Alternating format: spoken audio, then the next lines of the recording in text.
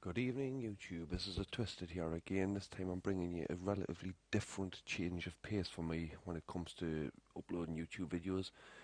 I received a comment today asking what have I taught new players with my recent videos. Well, I'll apologise if the videos weren't clear, as I was trying to show weak points, hit points, general tactics to employ whilst using the vehicles that I've uploaded. However, today I've decided to make a video reviewing the T34 TR8 American heavy tank, the premium. And this tank is a beauty. If you're new to this tank, congratulations on your purchase. If you're not, then chances are you'll already know how to play it and probably won't need any advice. But let's just get things started for those who haven't fully mastered this said tank yet. First of all, you need to remember with this is it will and can, and regularly does, see tier 10 games, which is nothing to be too frightened about, as if you take a look at its gun, has 248mm of penetration and 400 average damage. The maximum damage it can deal is 500. That's nothing to be scoffed at. Tier 10s generally will notice if they lose 500 hit points of health. The second thing to note is its hit points, 1500, about mid-range. Its weight, 65.84 tons. Now that is with these consumables on, sorry, not consumables, equipment on, which as you can see, 200 kilograms for the ventilation, 400 for the large caliber rammer, and 100 for the enhanced gun laying drive. Just close those down. As you can see, I do carry 5 premium rounds. However, generally it's very rare that you'll need to use them with this thing. Now, there are some drawbacks and there are good features. I'll go via the drawbacks first. Mainly two of them is, well, three actually. The first one is because of its weight and its engine power, it generally is quite a slow heavy tank. It's not an IS-3 or anything along those lines. Its traverse is only 22 degrees as well, which is quite sluggish. Its hull armour, as you can see, well, 102, 76, 51. It really speaks for itself. You can get into trouble very quickly if you leave your hull exposed, which you'd never want to do on this tank. The third and final drawback I've found is it is a very large target for artillery, and you will probably find yourselves regularly being one hit by artillery, as this thing drives it like moths to a flame. It is unbelievable. However, the good things about it, as I've just mentioned, is the phenomenally good gun, which I absolutely love with a passion. The second good thing is the turret armour, 279mm. The Object 704 the ISU 152 with the dreaded BL10 will very rarely, and I mean very rarely, be able to penetrate that mantlet. That mantlet is outstanding. The cheeks are possible, but due to the nature of them, as you can see by the angle of them, are very sloped, so bounces are quite common. However, there is one major weak point on the turret, which is the commander's cupola at the back there. That is a very common place to shoot this vehicle, and you will do damage. The armour on that is relatively thin, although it can still bounce due to, yet again, the angle of it. Pardon me. Other than that, this turret is quite well rounded and versatile. To prevent people shooting your commander's hatches, a number of tactics you can employ. The first one is the classic wiggle, where you turn your turret left and right, just a small amount along with your hull. This will make it harder for people to hit that weak spot, and it is quite a small thing. If you imagine you firing at that from 100 metres away, it can be quite difficult to hit. The other option you can do, which can be more risky, is to elevate your barrel to maximum elevation, which will put the barrel directly in front of it, which causes it to the enemy to hit your barrel, not the commander's cupola. However, the two drawbacks of this is, number one, your gun can get damaged or even knocked out, which is bad on this tank, as you can see, at 4 rounds per minute, it's not a very quick firing tank. It also when you elevate your barrel under here will create a shot trap which you can't penetrate. I haven't had it happen to us very often, but it can be done. The weak spots on the hull of it I won't mention because the whole hull is pretty much a weak spot. You can bounce the occasional shot off the upper glacis from the front if angled correctly, but do not rely on it. This tank is not, and I repeat this, it is not designed to lead a charge.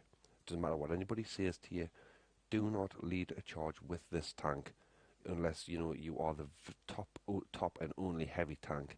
Then you may lead the charge. However, I would strongly suggest looking at the contours of the ground you're going to be driving across and try and minimise your hull exposure as much as possible.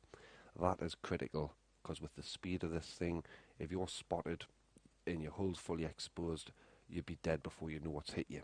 It really is that weak and easy to destroy. But once you are hull down, the gun depression, as per most American tanks, is extremely good. So getting this thing into a hull down position and using a superior gun depression, you can quite comfortably take on tier 10s from a distance and still be able to hold your own. I've had encounters where I've been up against IS-7s, IS-4s, E-100s. I've even went up against the MOUs. Now, I'm not saying I destroyed those tanks. I have destroyed them a few times, but I'm not saying I always win. You know, there is a lot of good players out there that do know how to counter this thing. But for the long ranges, correctly hiding your hull and trying to prevent them hitting your weak spot, it is very hard to dislodge this tank once it is emplaced. However, like as previously mentioned, artillery is a bane of this thing. Before they changed the T50-2, that thing would be a little nightmare for you because it could drive circles around with you due to the fact of your low turret traverse and low hull traverse. Not very good. The view range, 360 metres, it's adequate, I'll say. It's adequate. As for equipment, as you can see, I've gone for the standard ventilation, the gun rammer, and the enhanced gun laying drive. That is because the aim time on this thing is 3.4 seconds, and with a rate of fire of only 4, you want to make sure every shot counts. As for crew skills, obviously, as you can see, I've went for on the commander. The first set of skills, while on them all, is Brothers in Arms, which improves your skills on everybody. The next setting for the commander, I went Recon to increase view range. Deadeye on the gunner, that's simply because it gives you an increased chance to do module damage. Now, module, yes, it's a touchy subject because module damage could mean blowing a track off, destroying an engine, but on the flip side, it could mean detonating an ammo rack, and it has, for me personally, had a decent effect for it. The drive I've taken off-road driving because quite a lot of maps are off-road, dirt road area environments, open fields, and it helps you keep up speed. Situational awareness, I can't even remember what this one is, to be honest with you. I think it's a view range increase. Yeah, there we go, another view range increase. That one I've taken yet again to bring that awesome gun to bear. Safe storage speaks for itself. If you get shot in the sides of the turret, your ammunition is located along here and in the sides of your turret. So getting shot there can cause ammo to get damaged. However, ironically, the rear of the turret is more armoured than the front. As you can see, 279 at the front, 127 at the sides, 203 at the rear. That extra thick plate you can see there also adds to the armour. For the loader, I've taken Intuition. Now, I don't know why, I was just playing around with that the other day. Don't know why I've taken Intuition, as I rarely swap shells out, to be honest with you. As you can see, I only carry 5 HE, and it's not very often I'll actually use those HE, as the main gun itself is very good. For the rest of the skills, I've taken Repairs. As a heavy tank, you don't want to get yourself tracked. If your gun gets knocked out, you want to get it repaired. Obviously, you've got your consumables to use, but you kind of do get tracked more than once in a battle where you need to get out of, so having a good repair skill is very, very good. The camo on this thing, it's mediocre, I would say. obviously due to the size of the gun, yet again, 120mm gun. When it fires, it makes a boom. So, as you can understand, it'll certainly light you up. Now, a little hint for new T34 drivers. I've had a few Type 59 drivers, and I'll say a few just because the people that have said it generally haven't been the best of players, complaining that the T34 is overpowered in comparison to the Type 59. Now, this Type 59 here, the first place you can shoot these to do maximum damage and possibly even ammo rack them, as they are so sensitive to it, is along the sides of the hull. Anywhere in between the upper hull and the track is all ammunition. Anywhere along there, you're going to do damage. You can set fire through shooting it through the front. It's happened to me a few times. If they try and face hug you, which they shouldn't try and face hug a T34 and a Type, shoot these two machine gun positions, or if they're too close for that, hit the commander's cupola there. It will do maximum damage every time. The other trick you can employ against Types is if you see them racing towards you, shoot the track. The inertia will make them spin approximately 90 degrees to you. So if they're coming on you dead on, you shoot the track, it spins off to the right. There's this entire left midsection exposed, straight into the ammunition bay. You're not guaranteed to have it, since I've had the safe storage perk applied to mine. It's very rare that I do get ammo racked. Anyways, I hope that I haven't got any gameplay video of this T34 at the moment. The only recent one I've actually got on my YouTube video channel at the moment is an old one where I got a 179,000 credit win, because this tank excels in bullying lower tier tanks, your KV-1Ss, your ISs, your Tigers, your Tiger 2s even.